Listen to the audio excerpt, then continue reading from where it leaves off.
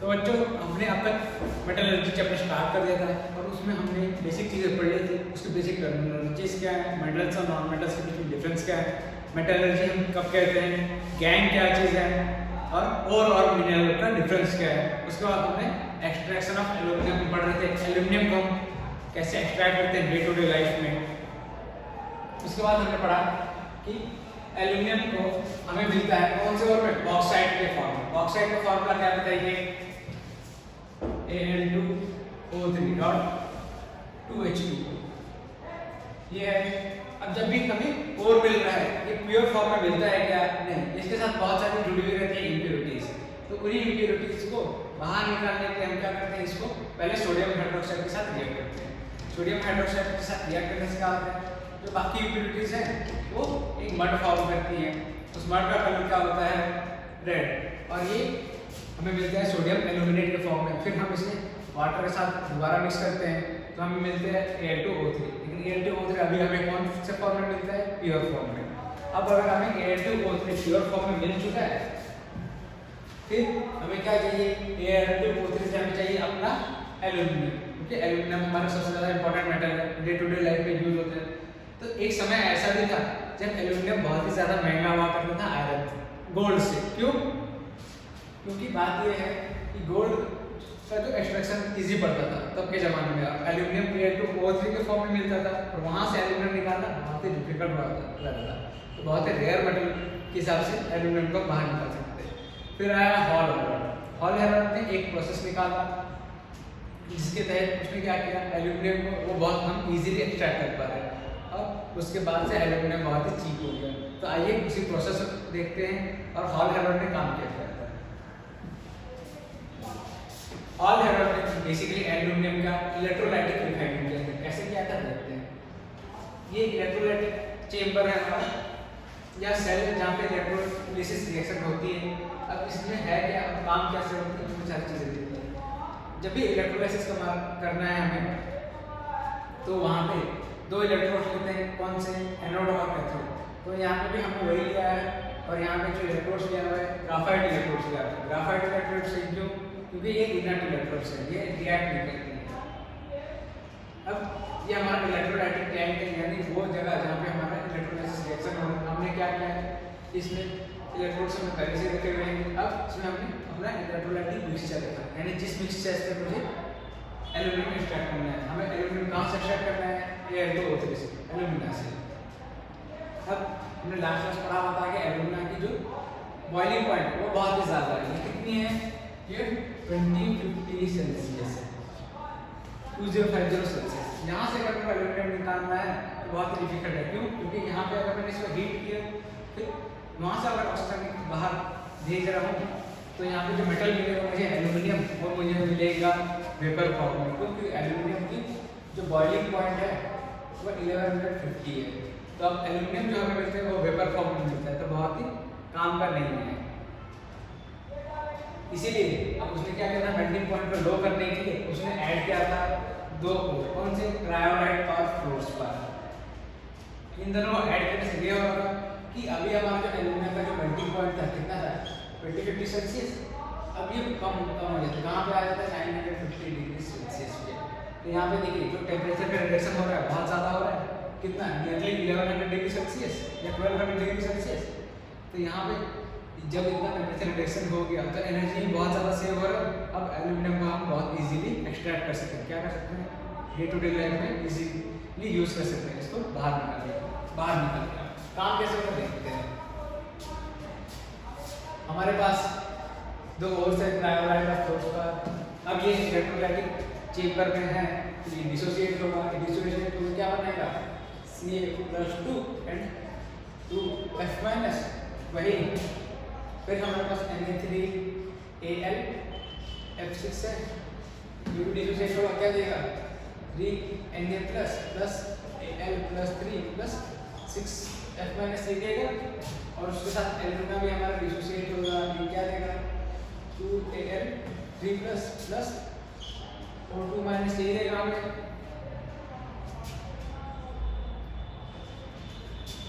ये दे रहा है।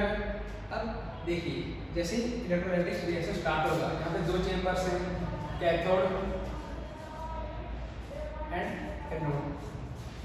कैथोड पे क्या होता है बताइए, कैथोड पे रिडक्शन होता है। तो रिडक्शन किसका हुआ है यहाँ पे, कैटायन का। कौन से कैटायन, देखिए कि हमारे पास कौन कौन से, कैल्शियम है, एल्यूमिनियम है और सोडियम है, ये 3 कैटायन है। लेकिन हमने प्रिपरेशन डिस्चार्ज पढ़ा हुआ है, यहाँ पे हमने वो पढ़ा हुआ था कि जो मेटल जितनी नीचे प्रेजेंट है वो इजीली डिस्चार्ज होगी, तो कौन होगा, एल्यूमिनियम, क्योंकि इसका इलेक्ट्रोकेमिकल सीरीज में इसका पोजीशन नीचे है। तो Al+3 क्या करेगा, रिडक्शन, इसलिए ये 3 इलेक्ट्रॉन को गेन करेगा, एल्यूमिनियम फॉर्म करेगा।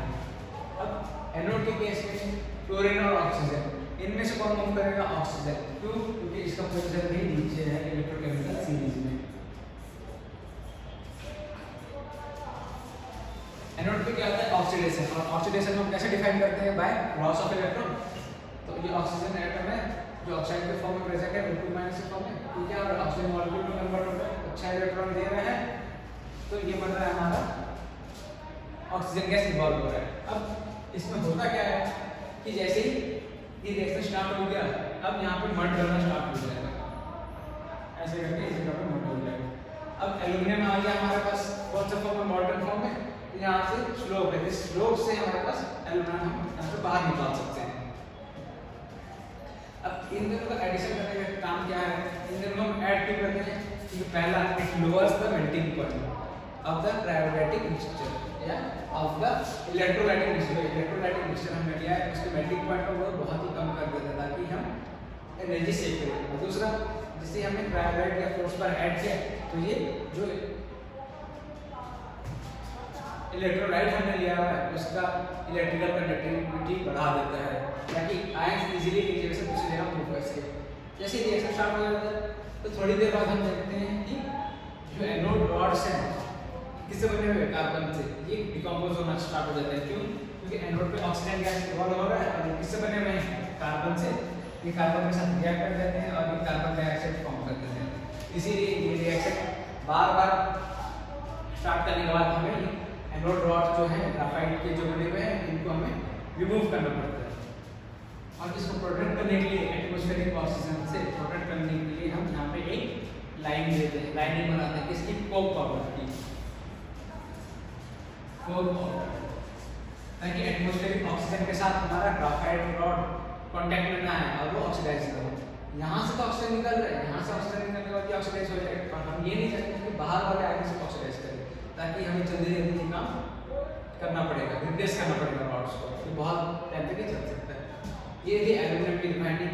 अब इस चीज़ों को आप नोट डाउन कर लीजिए, आप आगे बढ़ते हैं।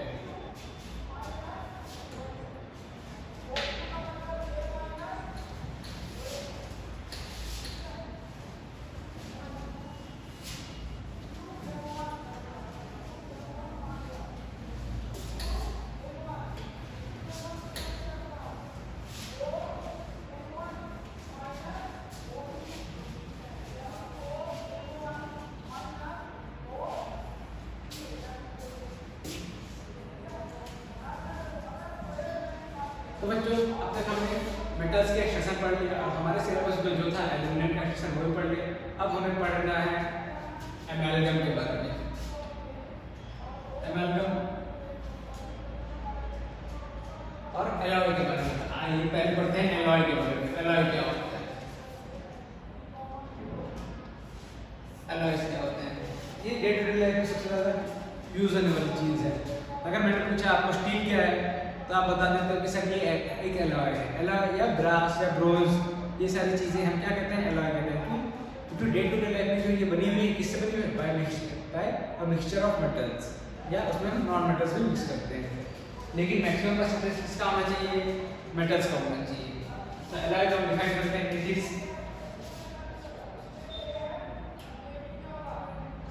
Is a homogeneous mixture of metals along with non-metal. The mixture of metal along with non-metal, yeah, metal present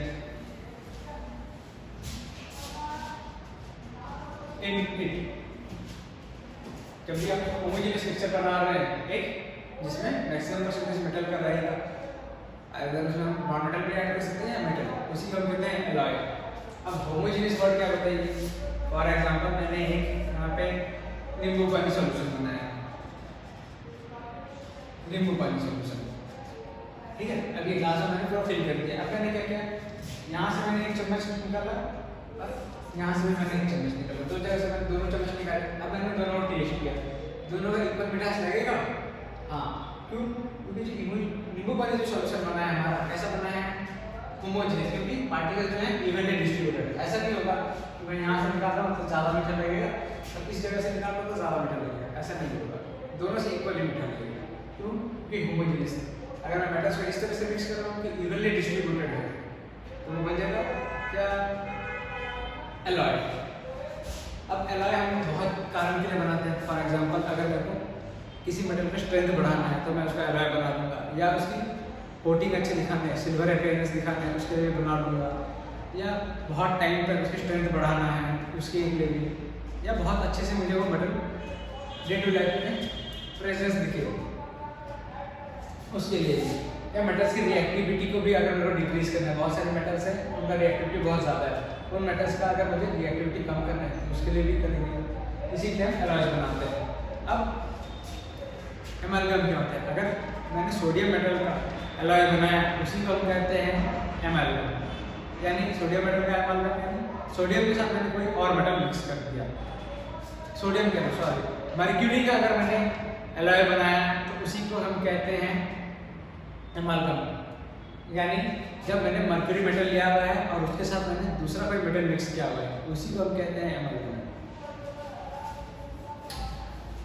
for example मैंने आपको कहा सोडियम एमालगम, सोडियम एमालगम यानी यहाँ पे मर्क्यूरी का मिक्सचर प्रेजेंट है और उसमें मैंने थोड़ा सा अमाउंट ऑफ सोडियम करना है।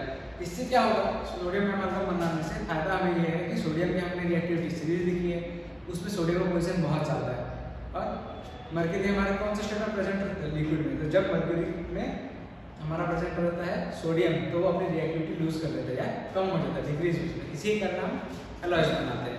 कौन सा? सोडियम एमालगम। वैसे डेंटल फिलिंग्स जब दांत भी डॉक्टर फिल करते हैं तो वहाँ पे भी एमालगम बनता है, उसमें भी काम आता है। तो एमालगम क्या है? बेसिकली एक टाइप ऑफ एलॉय है और वहाँ पे मैक्सिमम कौन सा मेटल प्रेजेंट होता है? मर्क्यूरी।